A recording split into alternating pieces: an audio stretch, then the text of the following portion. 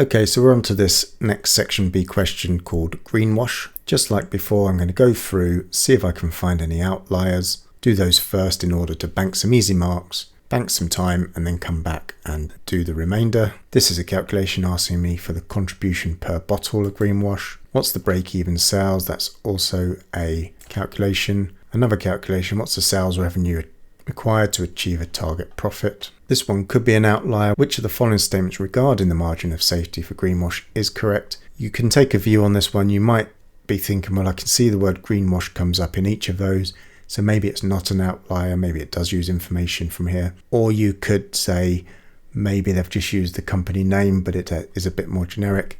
My advice is don't spend too long wondering, just make a decision and go with it. I'm going to read on and see if I can answer this question without reading this. So we're talking about margin of safety. Option 1 is the anticipated or actual production quantity of Greenwash that exceeds or falls short of the break-even point. Margin of safety isn't about production, so that's not true. It's the anticipated or actual sales quantity of Greenwash that exceeds or falls short of the break-even point.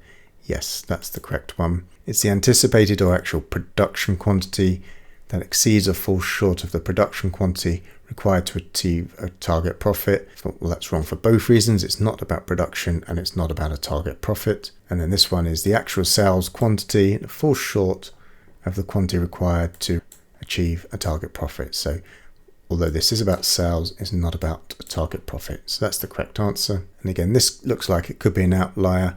Indicate by clicking on the relevant boxes in the table below whether each of the following statements regarding the uses of cost volume profit analysis is correct or incorrect. Option 1, the analysis assumes that fixed costs per unit remain constant. That's incorrect. There is an assumption that fixed costs for a period of time remain constant, but not that fixed costs per unit, because fixed costs are fixed, but if we change our volume, i.e. the number of units, then the fixed cost per unit will change. The analysis is not relevant for a public hospital. One of the assumptions behind CVP is that profit maximization is a primary objective, which it wouldn't be in a public hospital, so that is correct. So likewise, we've got 2 outliers that we've answered, so now we'll go back and look at the other questions. The scenario is a household product manufacturer is planning to set up a factory for the production of a newly launched eco-friendly detergent called Greenwash. It's planned to produce 1 packaging size of Greenwash through a semi-labour intensive production environment. Estimated sales and cost information pertaining to Greenwash are given below. Direct materials at $7 per litre, direct labour 1.5 hours per litre at $10 per hour, overheads 14 per litre, and we've got an asterisk. The overhead rate of 14 per litre is derived based on the budgeted output of 3,000 litres. However, should the budgeted output of a period be 5,000 litres, the overhead rate will be 12 per litre.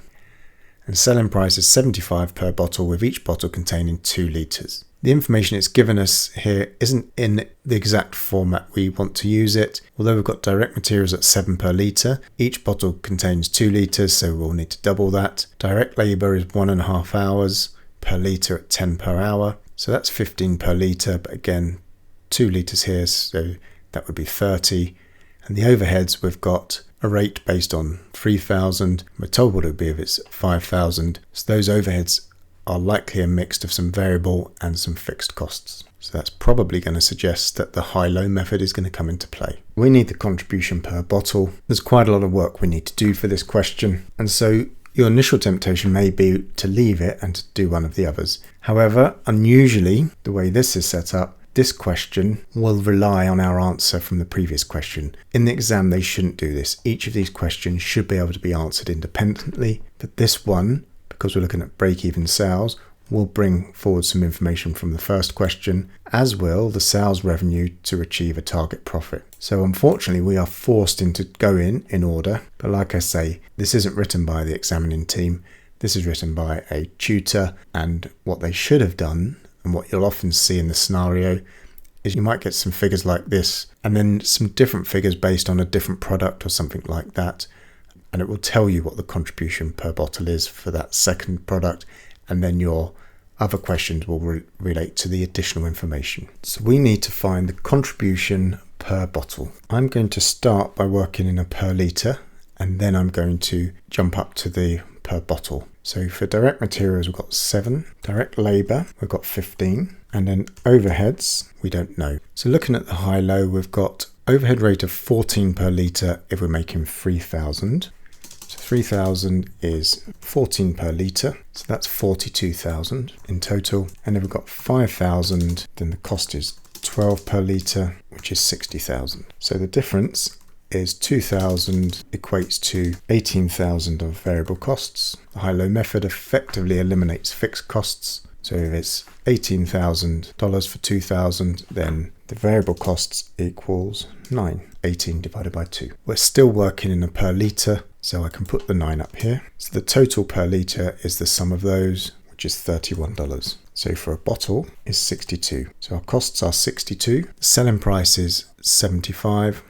So that's $13, which is this option here. So a few steps to get there. Hopefully you'll see how I use the scratch pad there. Just try to create what's like a table in the best way I can. So now we need the break-even sales for the period. So break-even sales is the fixed costs divided by the contribution to sales ratio. So down here on my previous question, I worked out the variable costs. The total cost is the fixed cost plus the variable cost multiplied by the cost per unit. We take either the high or the low. I'm going to take the 60,000. So 60,000 equals fixed cost, which we're looking to find, plus the 9 times 5,000. So 60,000 is the figure from over here.